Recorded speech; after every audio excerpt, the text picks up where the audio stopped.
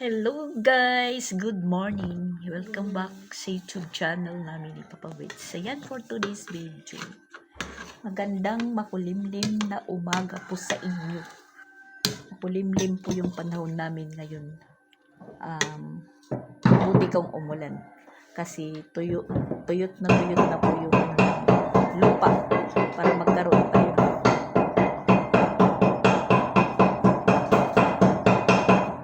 Si Papa Wits nagpupok kasi may nagpa-welding po ng palakol, kaya po yun yung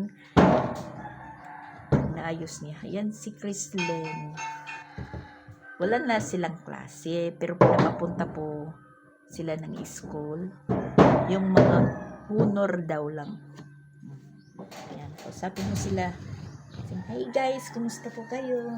Hey guys, kumusta po kayo? Ngayon lang po tayo nagkikita-kita. Ayun. Busy si Chrislyn, busy. Kain po kayo. Ayan, nagpaluto ng sunny side up. Pero yung ito hindi kinakain. Yung puti lang.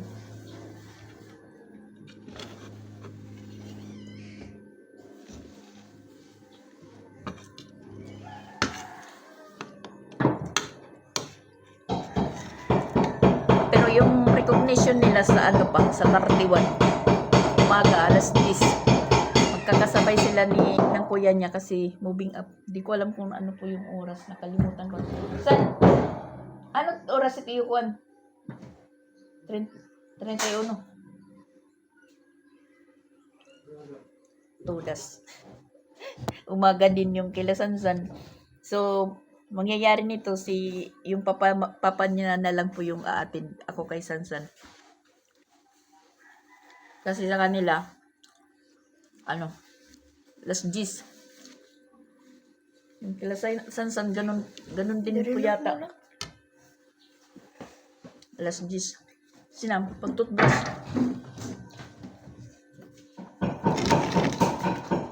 Ayun na niya. So tayo po yung mag-uubos ng kanin niya.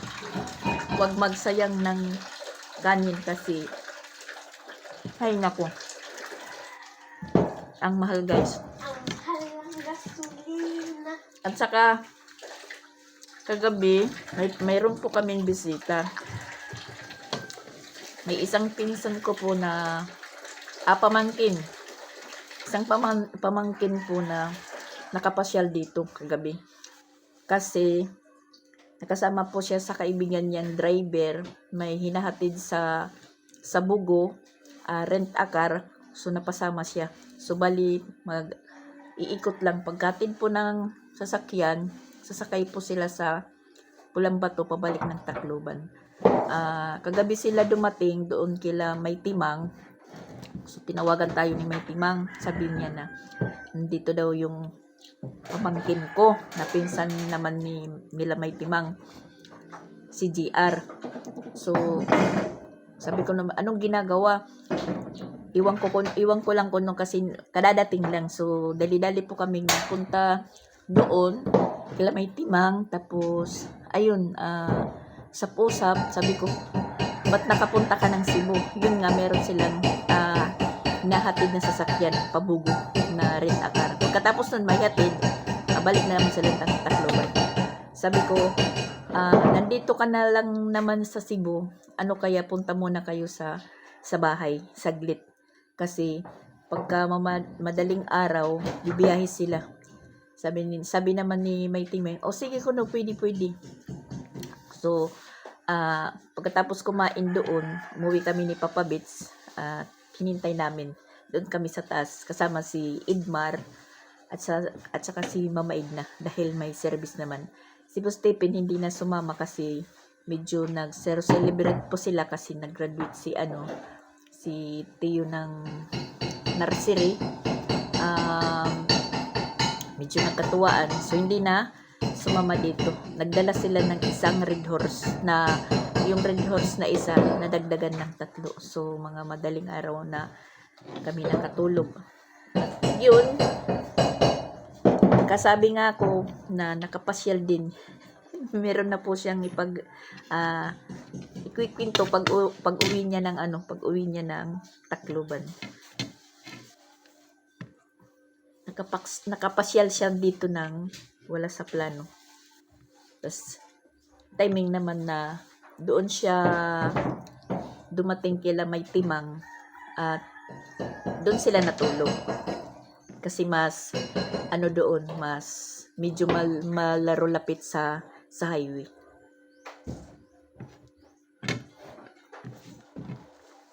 So, yun.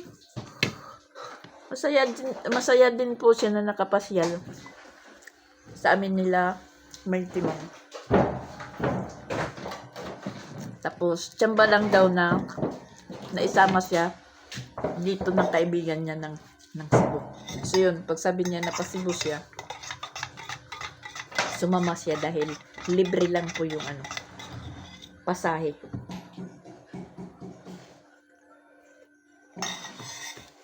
Tapos kinakailangan naman na umuwi siya kaagad dahil nagbibiyahe yun. May biyahe daw siya sa Sabado. So yun. Medyo nagkakwentuhan, nakabanding saglit. Ano na?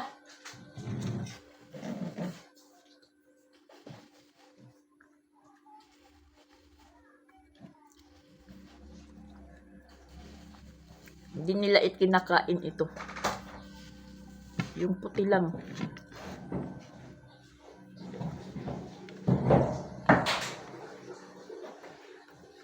Tapos, yun, merong schedule sa power interruption. Ewan ko. Sabi daw ni May Timang na maghanda daw tayo pag magkaroon daw ng brownout kasi merong hindi ko lang naintindihan si May Timang na pag magbaro brownout. Oh!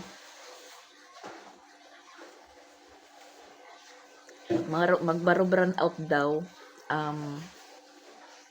parang tatagal ng 3 buwan. Pero, lang, may time na kakaroon ng kuryente, mas may time na wala. Hindi ko lang naintindihan si May Timang yung niya kagabi. Shiner na kwento tungkol sa power interruption. Kasi nung magpunta po ako kila Jing sa Compostela na yun, kasama dito yung power interruption na hindi naman po natuloy na doon sa Compostela yung walang kuryente. So ngayon, meron naman pag na maghanda daw yung mga tao. Hindi ko alam, wala pa akong na idea. Basta si May Timang lang yung nagsabi na maganda daw dahil parang pag magkataon na mag-brownout daw ngayon, parang tatagal ng 3 buwan. Tapos, yun. Minsan lang iilaw. Kadalasan brownout. Di todas tayo dyan, guys. Kung walang kuryente, sa bagay, may bomba, tubig. Kung magtag-init naman, so, ganun din. Ang mangyayari nito, pag walang kuryente, tas mawalan kami ng tubig, sila madam lang yung meron, magsasakripisyo naman tayo ng igib ng tubig. Makulimlim yung umaga, malamig ang simoy ng hangin na kagabi, maalinsangan. So, medyo umulan, di naman tumuloy. Dili.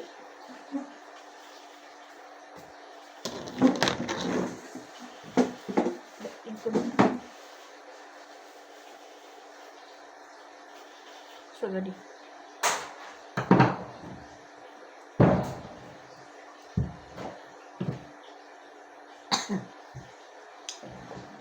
Yung suklay namin, tingnan nyo, original. Marami po kaming suklay. May blue. Blue naman to, pero sky blue. May blue pa, dark blue. Tapos may yellow. May violet. Iwan ko. Hindi ko na nakikita.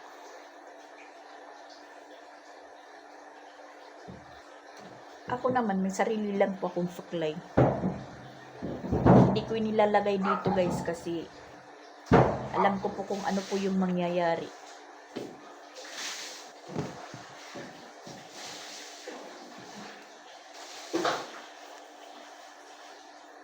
Nandun lang sa bag ko, yung suklay ko. Ako kahit ano po yung buhok ko, ganito kulot. Hirang lang po ako magsuklay guys. Nagsusuklay lang po ako kung aalis. Inaano ko lang, ginaganon ko lang yung buhok ko. Yung kamay ko yung pinakasuklay. Tapos ginaganito ko lang. Pero kung maalis na ako, yun, nagsusuklay tayo.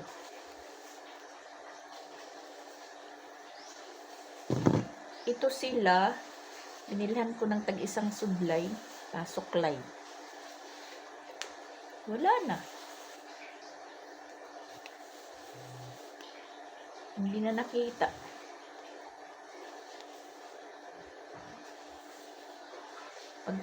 Ayaw anay. Pag tinatanong kung saan na yung suklay, wala. Oh.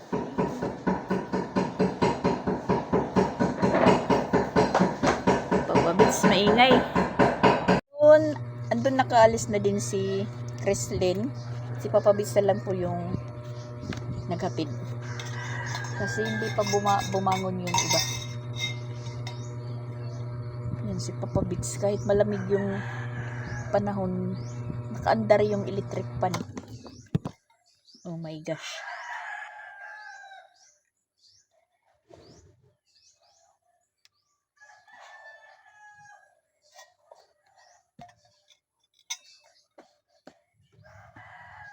$26 ngayon, Huwebes, 27, Friday bukas.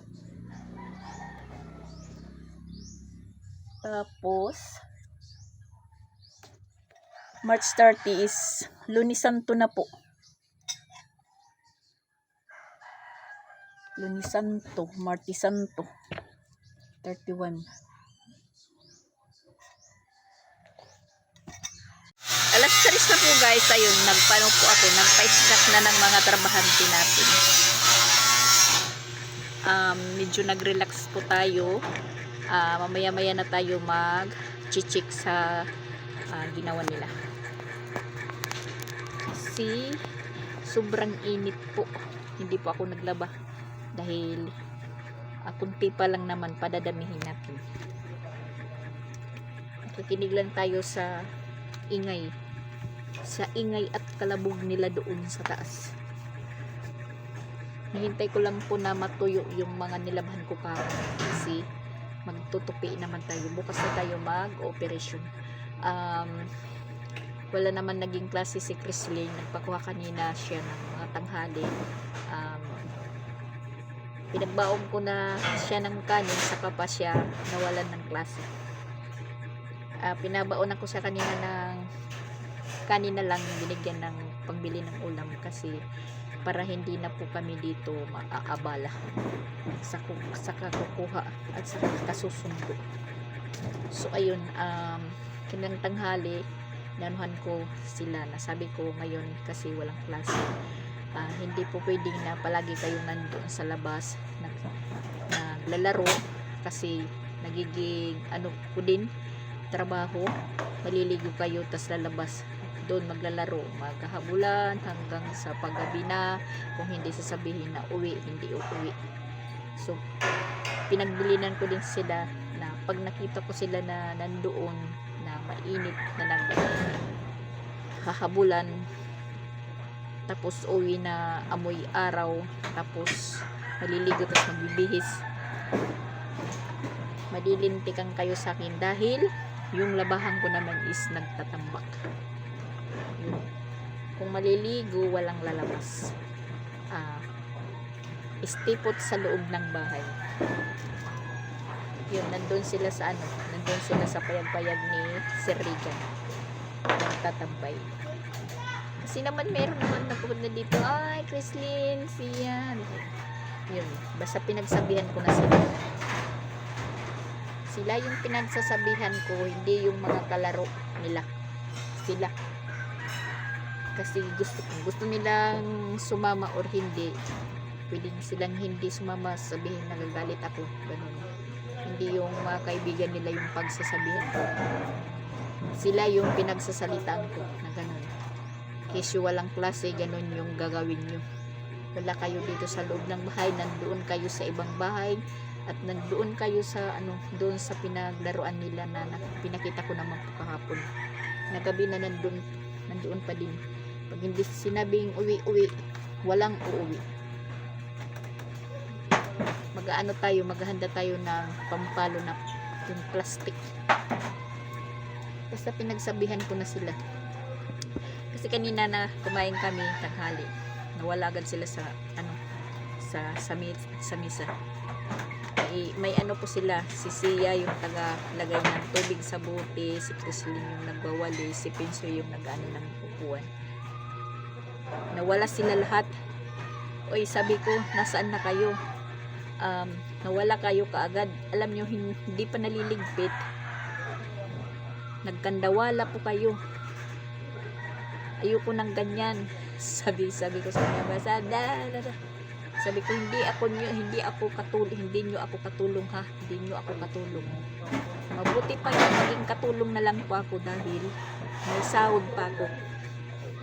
Walang may umiimik. Kilos. Namimiyasa kasi. Hindi naman po yan ibig sabihin na hindi alam yung mga trabaho. Talagang papautos pa. Katapos ng kainan, akyat agad sa taas. Nagkakandawala, may sa kwarto, may sa taas. Sinasabi ko, balik. Hindi pa tapos. So yun. Sia. Makain ka matsyana. Naya kang pala kanina ha.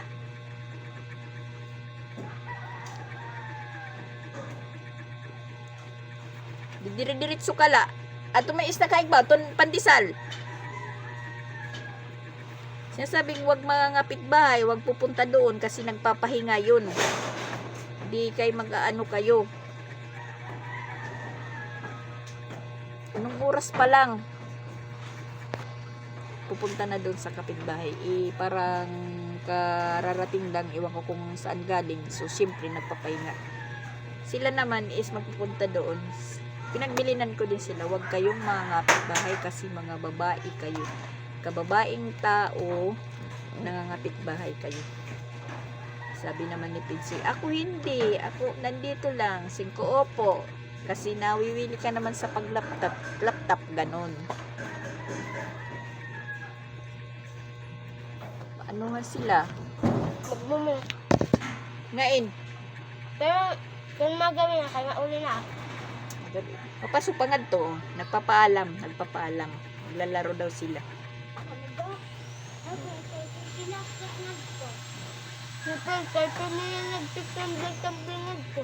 Pasag dito ni. Pasag dito ya, kay matigas yung ulo. Pag sinasaway, hindi sumusunod.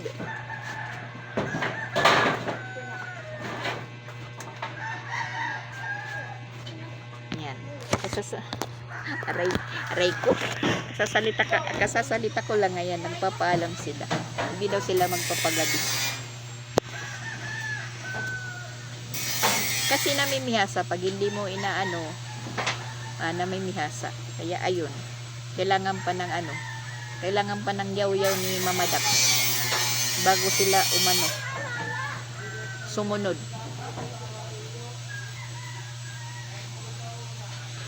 Yan ang style nila guys naman ng mga bata. Pag nandito sila tipong sumbong, Mama si Mama Dak, pakinggan. Susumbong sila, sipin sila kung tumbling doon. Sabi ko, hayaan mo lang siya kasi yung naglalaban ng damit niya si daddy naman, hindi naman ako. Hayaan mo yan. Si daddy niya yung magyayaw-yaw. Yan po yung ginagawa nila pag nandito. Mas nakakaano sa ulo pag tipon sila dito, tipon. Kasi maingay, pasumbong-sumbong, pa ano-ano, pa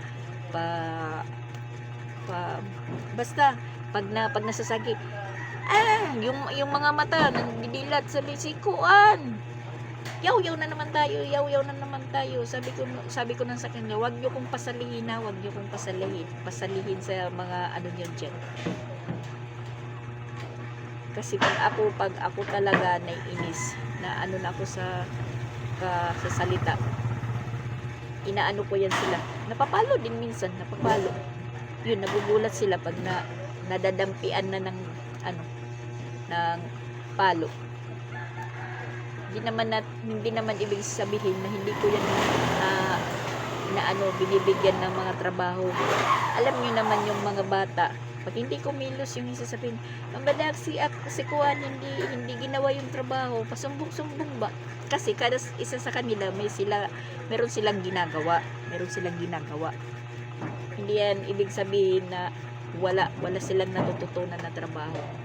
Talagang sadya lang mga bata, paano-ano pa sila, turuan ng turuan. Kasi may style po na hindi kakain, kasi para hindi po makapagligpit, ganun. Sabi ko sa kanila, ako nga kahit hindi ako kumakain, ako yung naghuhugas kasi ayoko nang makalat, madumi. Tapos hindi ako nagsasabi na, hindi kayo naghuhugas, nag-aano dito. Kayo, sasabihin, kasi hindi ako kumain. Hindi naman ibig sabihin na hindi ka kumain, hindi ka kikilos. Kasalanan mo yan na hindi ka kumain. Ganun. Nagiging maingay po ako pag nandito sila lahat. Tipon. Ay, naku, ini ako naman, inisip ko. Tulad ngayon, nandun sila, inisip ko. Ano kaya ginagawa nila doon? Maisip tuloy ako. Yan. Ano na guys, kasi yung grinder, hindi tayo makadinigay. Tayo masakit sa lalamunan yung nagsasalita po ako, nagbinalakas ako. Ito kasi sa sila Ronald at si Papa Bits. Si Paul nandoon sa kabila. Ano sila, ng dingding. Kasi nga, baka po mag-brand out. Kasi magkakaroon po kami talaga ng power interruption. Okay guys, mamaya na ako magyayaw-yaw. Pareho nung isang umaga, nagising pa ako ng maaga. Kasi yun nga, schedule ko naman po na magsaing ng maaga pa. Diba, magising po ako ng alas 4, babangon ako alas 4:30. So, nagsasalang na po ako ng rice cooker, nagsasaing. Tapos, nang magising po ako, inaano ko yung sliding door. Ayaw mabuksan, nilak. Tas dito sa kabila, nilak din. Anito? Sukatan dito para sa poste. Ano ini? Susuk.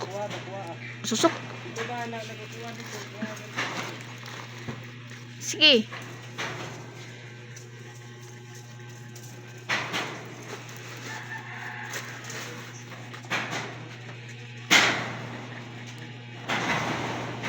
Milimetros para sa poste ng teres. Nakalak. Pati doon sa nakalak. So, hindi ako makakapasok. Yung ginawa ko guys, trinay ko yung bintana kong nakalak. Diyan po ako dumaan para makapasok. Pagising nila ng umaga, nagtanong ako, sino naglock dito sa pintuan? Ang inaano ko, pinupunterya si Chrislyn kasi siya po yung nahuli, nahiga. Tapos, inutusan siya ni Papa Bits na isara dito. Isara lang, hindi ilak. Tinanong ko si Chrislyn, bakit mo nilak yung pinto? Sabi niya, hindi ako po naglock. Tapos narinig po ako ni Christian. Sabi niya, ako kuno naglock. So ko, sige, ilak nga ako, huwag niyo akong papasukin. Mamalayan nyo na lang ako na wala na dito, malayo na ako, nandun ako sa Compostela. Tawang na tawa si Christian. Kasi si Papa Vince ko nung sabi isara. Sabi naman ni Papa Vince, sabi ko isara lang kasi masilaw yung yung sinag ng ng ilaw is napupunta sa mukha ni Papa Vince dahil nakahiga na yun, nakahiga. Sabi ko, sige, huwag nyo kong papasukin. Magigising na lang talaga kayo, mamamalayan nyo na lang na wala na ako, nandun ako sa Compostela. Iwanan ko kayo, sige, try nyo ilak ako. Hindi nyo ako papasukin. Tingnan nyo lang. Tawa ng tawa tawa si Christian. Kasi akala ko ipapasa rin ni Papa Vince, nalak niya. So sa bintana tayo dumaan. Kasi kung maghintay pa tayo na magising sila, mga alas 6 na, di makakakain yung mga bata dahil hindi pa ako makakagsaing. Sige, lock nyo pa ako, huwag nyo kong papasukin. Mamamalayan nyo talaga na malayo na ako.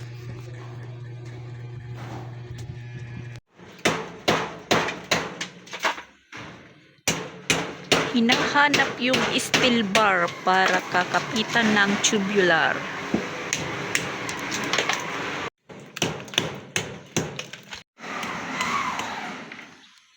Yan, matatapos na nilang lagyan ng brandillas.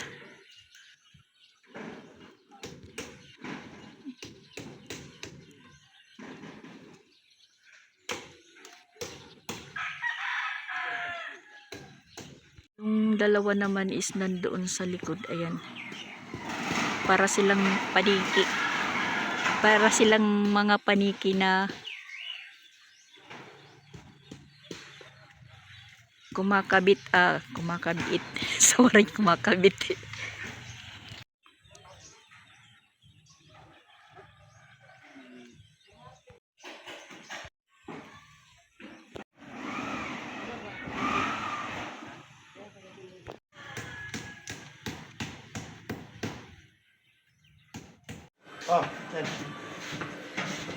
Ayan, tatapos na po yung brandillas.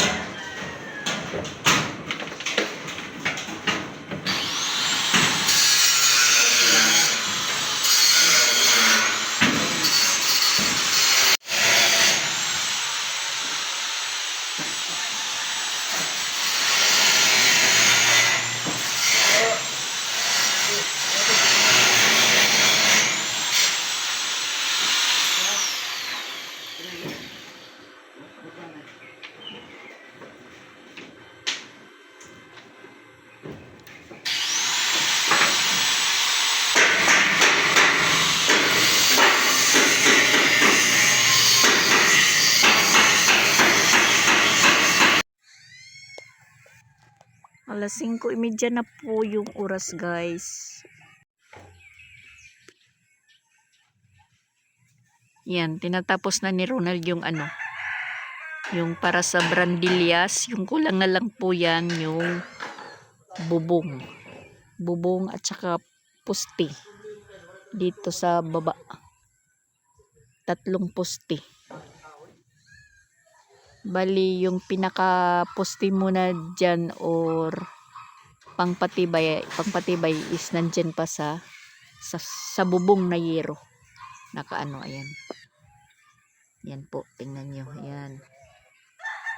Yan po. Huwag nyo lang po sinin po, guys, yung sa baba. Marami akong decoration. Kasi hindi pa naman po yan pwedeng tanggalin kasi hindi pa sila tapos sa taas. Pag matapos na, kukunin na po yung babaklasin na po yan dyan na nabubong. Tapos kukunin na po yan na mga trapal. Ang mangyayari na lang po, ako na lang mag-adjust na para hindi po pumasok yung sikat ng araw, yung init paghapon kasi pumapasok dyan sitro po sa sa stock room natin. So yan. Nilinis na sila doon sa taas. Yan po guys yung namin sa Tiris Brandillas. Ronald lang sa Kalam. Sila ni Papa Beach yung nagtulong dyan.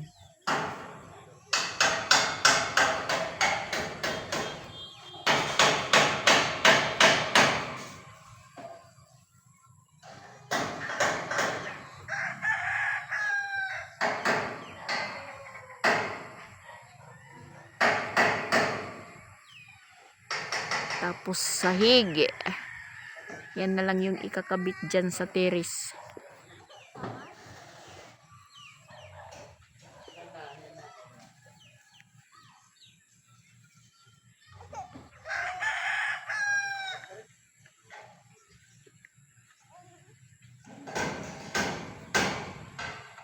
Umiiyak si Dandan.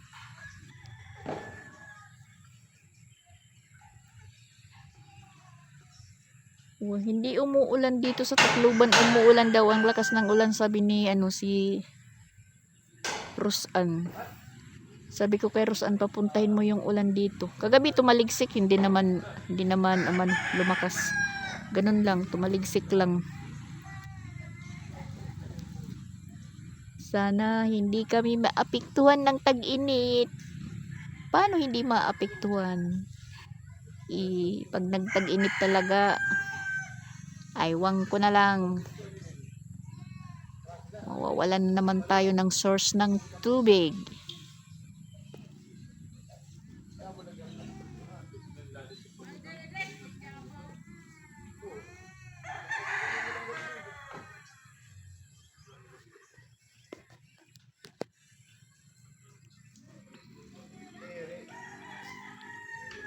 Si Baka sakali.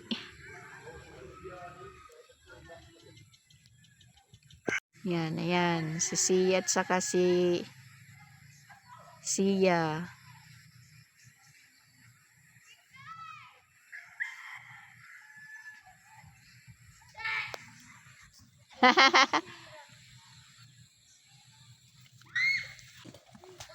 Maman di ay nairo. Wag ka makaila. Murag parihan na sila. Kayong ko gani nga si Shaira. La. Magpagukod.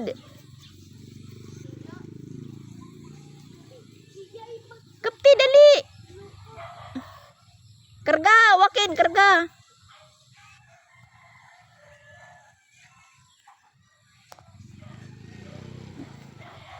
Pagtanaw ko gani abi na ako si Shaira.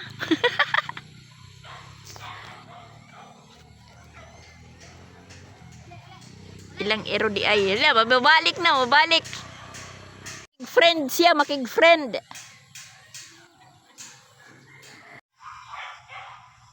Maganda na pong tingnan paggabi. Ayan, pinailaw na po yung ilaw. Binuksan na po yung ilaw, guys. Hindi po pinailaw na yung ilaw. Binuksan po yung ilaw. Yan.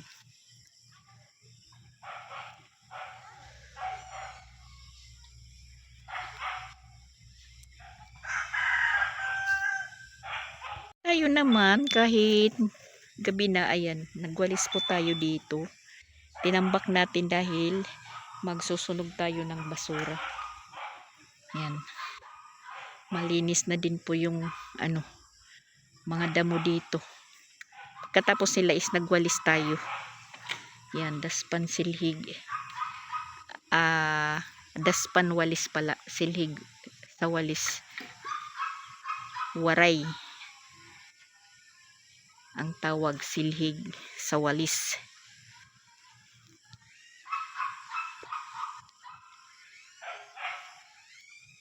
Pati doon sa ni Sir Regan, ayan. Nakakatuwa kasi pag tanghali dyan po na nagtatambay si Madam. Yan, may banig po sila at saka unan dyan. Diyan din po sila nagtatambay pag ano. Si Sirigan dyan natutulog pag gabi. May ano po dyan din, ceiling fan, kaya hindi po mainit.